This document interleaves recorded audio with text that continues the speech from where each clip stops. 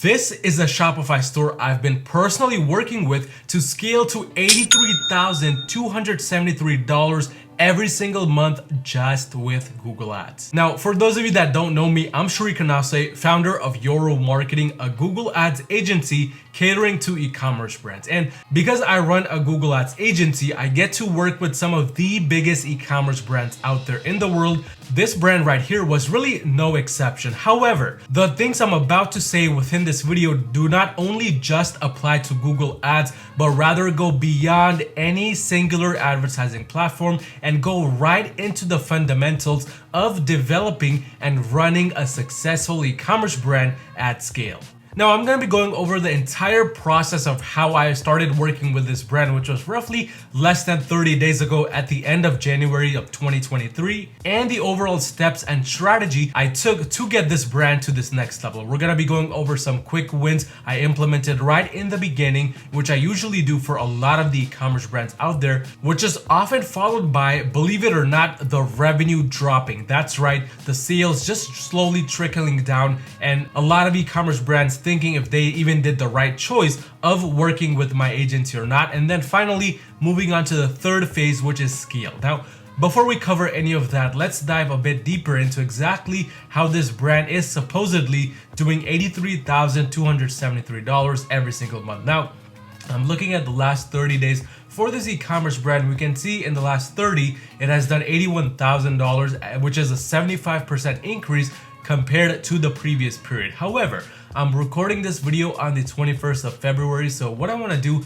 is I want to look at the 1st of Feb to the 20th of February results. And so far, we have done roughly $54,849. Now, what I want to do is I want to open up the calculator really quick to go over some basic math to understand how much this brand really is in progress to do. Now, so if we go ahead and do $54,849 and divide it by 20 days, because that's essentially what it has been, that's about $2,700 every single day. Now, if we multiply that by 30, that's roughly $82,273.50. Now, I know we're in February, there's only 28 days. However, as an estimation of a full month, this brand is definitely in line to do those numbers. And if we look at the last 30 days, it has already gotten very, very close to that value right here because we have been scaling this since January 13th. Now, this brings me to the quick wins implemented within this account at exactly what I see 95% of the time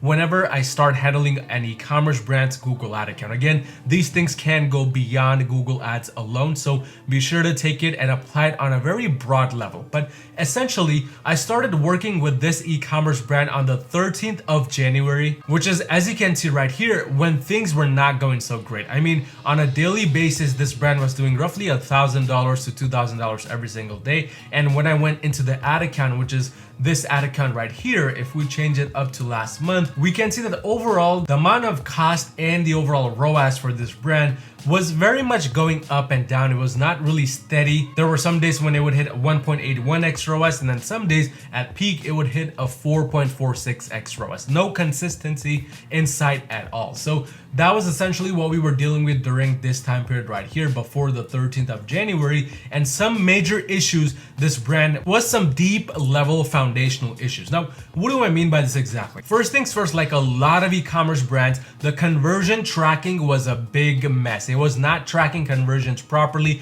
because all of the conversion tags were actually double firing, and the conversion tracking tag itself, which tracks purchases, was firing on the home page, which is one of the biggest issues I see often. But in addition, there was just too many campaigns going on at any given time. I mean, if we look at it right here, all of these campaigns were run during that time prior to our entry, which we just shut off. Now, this is important because a lot of e-commerce brands, which I still talk to today, have a bunch of different campaigns running when they're getting very, very poor results. I mean, some of these were getting some kinds of results, like this got a 2 sales, this got 3 sales, but overall, because of the lack of quantity in terms of purchases, it was bringing the entire ROAS for the account down. I mean, a lot of these were just spending money, like this one had 0 sales, this one as well, this one, and so on and so forth.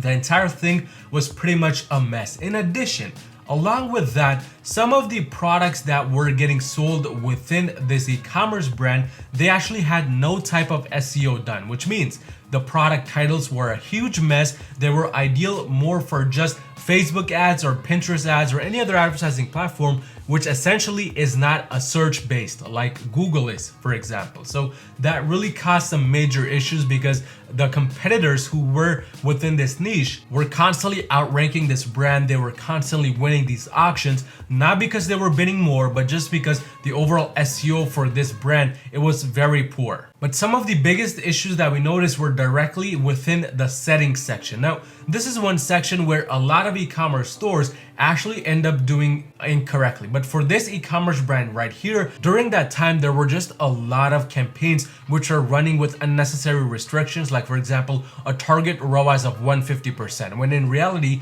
the break even is a 2x and above. I mean, at that point, I wouldn't even set a target ROAS. But in addition, some settings like the locations, a campaign that was supposed to only be targeting one singular country like the USA was targeting in the entire world. And these were just repeating mistakes that I saw within this ad account, which was the main reason why this brand was not able to really scale past a certain level. And the major thing we had to kind of come in and fix was the entire strategy, because this strategy right here was a strategy which I like to call the shotgun method, which essentially means just a bunch of different campaigns launched all together with no direct focus, no direct strategy in mind, but just to kind of hope and pray something works at the end, which unfortunately is not a winning strategy. So we had to kind of come in, and that's basically where we began our work. We had to shut off a lot of these campaigns, pause them essentially, and then launch some brand new ones. So this is where our strategy came into play. Now,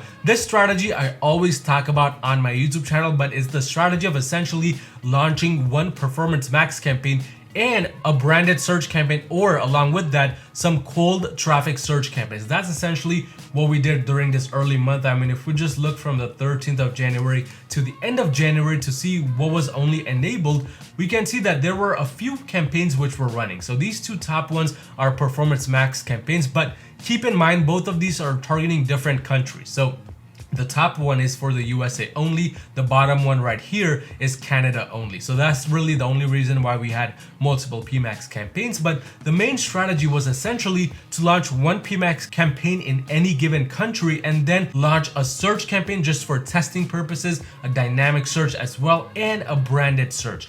That was essentially it. There was nothing else to this strategy. We just decided to launch these other campaigns, which I have not chosen, for different countries. But for the sake of the US, we're just gonna look at these 4 campaigns because that's essentially targeting only one given country. Now, during this time period, the ROAS was a bit different per campaign. This first PMax campaign was a 2.47x ROAS. The search campaign that was generic search, meaning just for a collection, was a 2.61x ROAS. Of course, branded search was the best, but the second best, surprisingly, was a DSA campaign, a dynamic search campaign. So this kind of got us started in the right approach of figuring out what works for this e-commerce. Now, going on talking about the drop. There was a drop that started to happen right after we began handling ads. So essentially after January 13th, the sales actually went down during this time period. So you might be thinking, what's the reason for those sales going down? Well, essentially what happened, and this is something 99% of e-commerce store owners really kind of glaze over. Whenever you do a big foundational change, such as changing the entire foundation, fixing up the strategies, fixing up conversion tracking, changing settings, the ad account is not used to these changes or these settings. As a result, it doesn't know how to react, and most of the time it reacts very negatively to it, at least in the beginning. So that's what you are seeing here, and that is what happens when you go in to improve your campaigns. Now, what do most e-commerce store owners do when they see a drastic drop like this? They panic. They start making unnecessary changes. Their judgment starts going all over the place, and that's essentially when this drop begins to become worse. I've seen it happen too many times. So when this drop starts to happen and your e-commerce brand might be facing a drop like this right now, it's important not to panic, but understand if there are a few foundational changes which you did which caused this drop to come about in the first place. And if the answer is yes, that there were foundational changes, then you need to let the campaigns optimize and just get back to working order. That's kind of what brought us to this phase right here. We did not make any further changes once we noticed the campaigns going into a drop. And this is what separates a winning e-commerce brand versus a losing e-commerce brand. Again, it doesn't matter if you're using Google ads, Facebook ads, TikTok, whatever the case might be.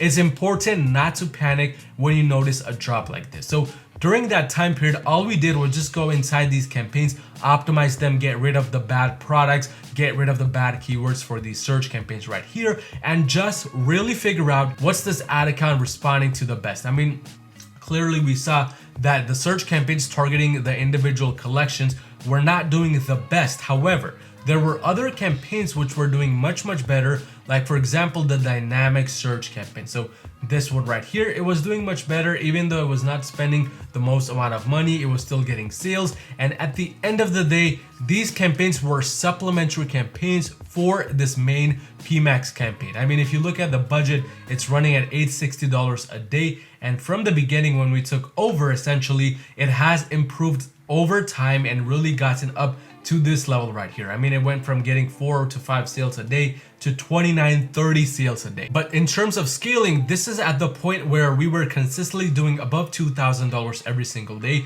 which was really kind of the low point that this brand wanted to be at. So this brought us to the scaling phase. Now, for scaling, obviously we had to get through this period right here, and that was done again through optimizations of the campaigns via excluding bad products, anything not hitting our KPIs, etc., etc. But for scaling, we continued a very similar strategy. It was all about just increasing the budget of what was working the best. In this case, this Performance Max campaign was really working the best, so we decided to increase budgets by 20% to maximum 30% every 5 to 7 days. In addition, we were really kind of narrowing down what was working, what was not working, because during the later portion of January, we had launched a few display campaigns, discovery campaigns, so on and so forth, just to really test what was working. But we found out that those were not working at all for this brand, hence why we kind of limited our campaign types to just PMAX and search campaigns. But that's essentially why we tested those things in the first place, because we wanted to know what works the best